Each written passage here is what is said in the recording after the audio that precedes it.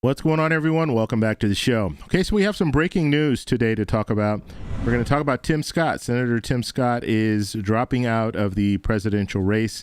We're going to talk a little bit about this, and I'm going to show you the moment where he announced that he would be suspending his campaign. So why is he still relevant?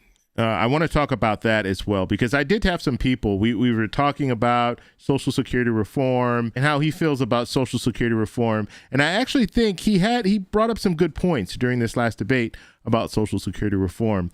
However, he's not running for president anymore, but he's still relevant because he is still a senator, and he will be a senator for another 4 years at least. And so he's still relevant.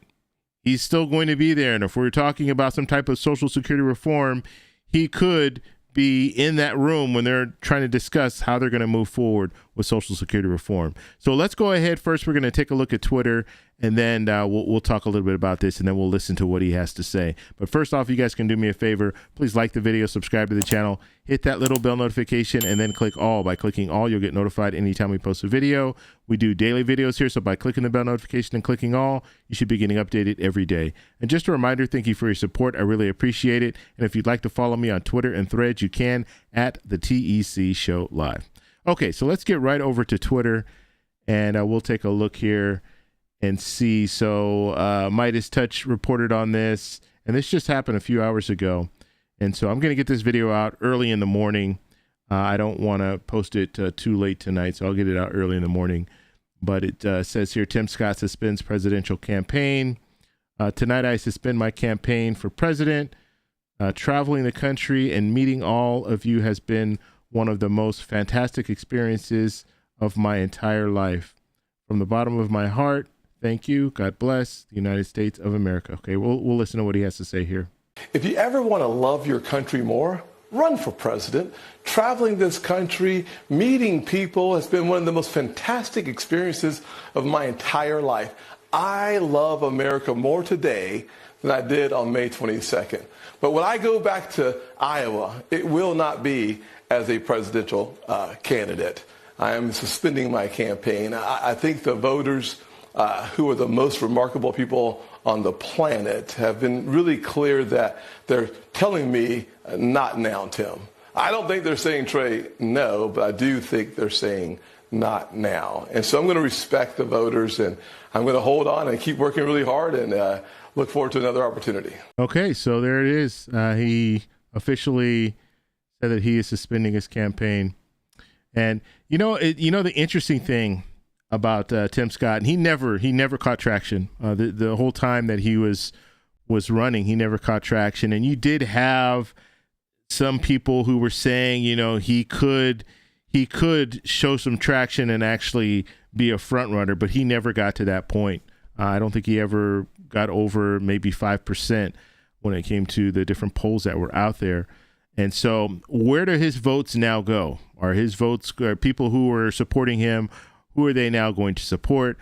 I would imagine they're probably going to support Nikki Haley. So those votes will probably go over to her. She is realistically, the front runner obviously is former President Trump, but Nikki Haley and DeSantis are the number twos right now. But I think most of the support from Tim Scott is going to go over to Nikki Haley, and we'll have to see. Now, any of these when it comes down to it, former President Trump has a ginormous lead over all of these candidates. And so it's the right thing for them to start getting out. Tim Scott, yes, he should get out. All of the people who are getting 4%, 5%, they need to get out of the race. And then we can see maybe one or two that really could be a challenger to former President Trump. But right now, former President Trump he's over 60%, and he's not even going to debates. He's not doing any of that stuff. And he's got all this stuff on his plate. He's got all these different cases that he's going to have to come to some type of resolution on. So it's going to be interesting to see what happens in the future. And the hope is, and I think the people who are still sticking in there when it comes to running for president on the Republican side, is they're hoping that former President Trump just says, you know what, I have too much going on right now. I can't run for president. But I just don't think he's going to do that. I think he can be convicted of a crime, of these 91 charges, felony charges that he has. He could be convicted and he'll still want to run. And so I don't think he's going to get out unless he is. And I don't even know if he could be forced to get out, because unfortunately, the way our system is set up, you could run for president. You could be a felon. And so you can even run for president in prison, which is just, in my mind, it's crazy, because you don't let some prisoners, when they get out, felony convictions, they can't vote, but you can run for president. Doesn't make much sense to me. But we'll have to see what happens in the future. But Tim Scott, he never caught traction. I don't think he fought hard enough. I think, and this is just my personal opinion, I think he was trying to play nice too much, and it just didn't work. I mean, most of the American people now, we want to see a fighter. We want to see someone out there that is actually, going back and forth with these other politicians, and he just didn't do it. He was just kind of trying to play both sides of the fence and all that. Even with the Social Security stuff that I was talking about, very rarely do you hear Republicans talk about not wanting to raise the full retirement age. And when I say that, I shouldn't even say it that way. I'll say usually when a Republican's talking about the full retirement age, they're talking about raising the full retirement age. You don't hear politicians talking about keeping the full retirement age the way it is, at least on the Republican side. On the Democratic side, you will hear more politicians talking about that. But he was out there saying, we shouldn't raise the full retirement age, which I commend him for saying that, because I think it's the right thing to say. But he wasn't fiery enough. He didn't get out there and attack some of these different issues.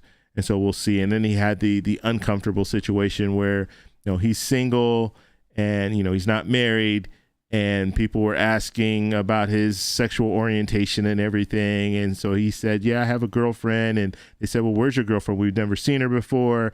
And then he had that awkward situation in the last debate where he was caught in a picture with a lady, and then that lady ends up being his girlfriend. And so he announced it afterwards. But it was a real awkward situation where you had mainstream media kind of questioning his sexuality, because he hasn't talked about a girlfriend, or he hasn't shown a girlfriend before. And so it's just really, really kind of an awkward situation.